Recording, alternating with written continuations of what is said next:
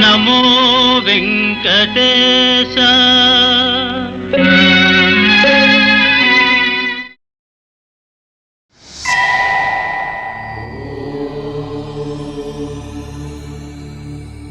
తిరుమల కొండ మీద వెంకటేశ్వర స్వామి చతుర్భుజుడు.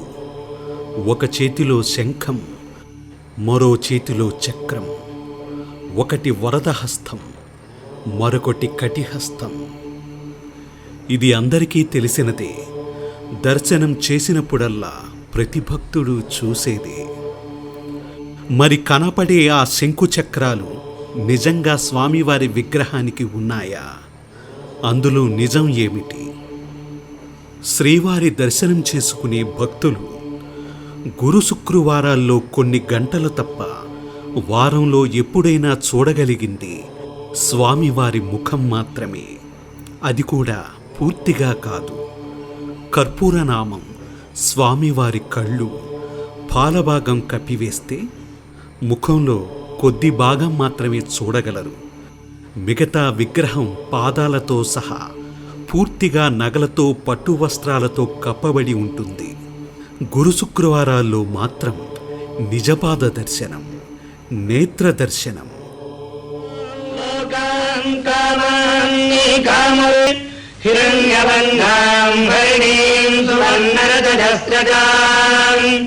చంద్రాం హిరణ్మణీం లక్ష్మీం జాతవేదో మహావహ తాం మహావహ జాతవేదో లక్ష్మీనాథం అశ్వభూత్వాం బదభద్రాం హస్తినాద ప్రబోధినీం శ్రియం దేవీముపక్వయే శ్రీర్మాదేవీర్జుషదాం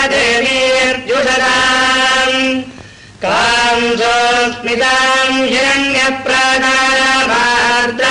జ్వలంతీం ప్రకృతాం తప్పయంతీం పద్మే స్థితాం పద్మవర్ణాం తామిహోపక్వయే శ్రియం చంద్రాం ప్రభాసాం యశసా జ్వలంతీం శ్రియం లోకే దేవదుష్టాముదారాం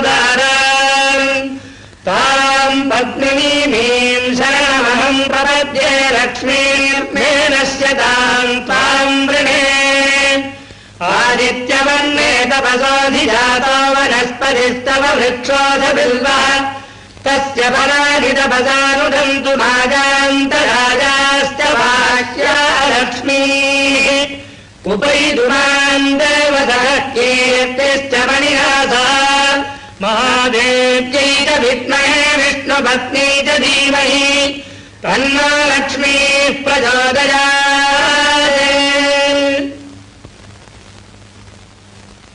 నారాయణాయ విద్మహే వాసుదేవాయ ధీమహి తన్నో విష్ణుః ప్రచోదయాత్.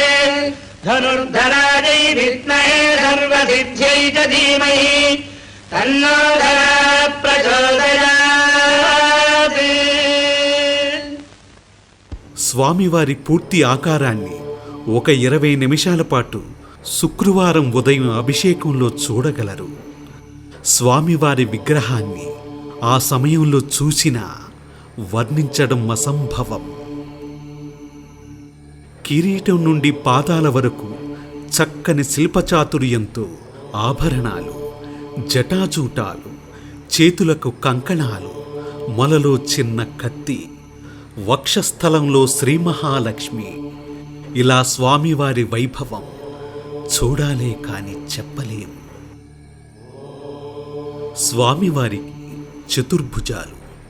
ఒక చేయి వరదహస్తం, పాదాలను చూపుతూ క్రిందికి ఉంటుంది. రెండవ చెయ్యి కటిహస్తం, స్వామివారి తొడభాగం పట్టుకున్నట్లు ఉంటుంది. ఇహ మరో 2 చేతులు స్వామివారి ఇరుభుజాలు వద్ద 2 ఆయుధాలు ధరించినట్లుంటుంది. ఒకవైపు శంఖం, మరోవైపు చక్రం. అభిషేకం బాగా చూసిన వారు గమనించే ఉంటారు. మిగతా స్వామివారి విగ్రహమంతా శాలిగ్రామ శిలారూపమైతే ఈ శంకు చక్రాలు మాత్రం బంగారంతో ఉంటాయి. సరిగ్గా చూస్తే అవి అమర్చనవే కాని విగ్రహంలో భాగం కాదని ఇట్లే తెలిసిపోతుంది. అలా ఎందుకు అంటే స్వామివారి చేతులకు అసలు శంకుచక్రాలు లేవా? తరువాత కాలంలో ఆయన విష్ణుమూర్తి అని అందరికీ నిర్ధారించడానికి, మరే దేవుడు కాడు అని నిరూపించడానికి ఈ శంకుచక్రాలు అమర్చబడ్డాయా? మరి స్వామివారికి అసలు శంకుచక్రాలే లేవా? ఒకవేళ ఉంటే అవి ఏమైనాయి? అసలు బంగారు శంకుచక్రాలు అవసరం ఏమొచ్చింది? వీటికి జవాబులు పురాణాల్లో, తరువాత ఇతిహాసాల్లో పరిశీలిస్తే దొరుకుతాయి. స్వామివారు ఎవరు? ఎలా ఉంటారు? అసలు భూలోకానికి ఎందుకు వచ్చారు? భూలోకంలో కూడా ఈ తిరుమల క్షేత్రానికి ఎందుకు వచ్చారు? స్వామివారి మహిమలేమిటి? ఈ స్వామిని, ఈ స్వామి ఉండే క్షేత్రాన్ని ఎవరెవరు ఎలా కొలిచి తరించారు? ఇలా మరెన్నో విశేషాలను, మరెన్నో అపురూపమైన ఘట్టాలను రాబోయే నమో వెంకటేశాయ భాగాలలో తెలుసుకుందాం. స్వస్తి. నమో వెంకటేశ.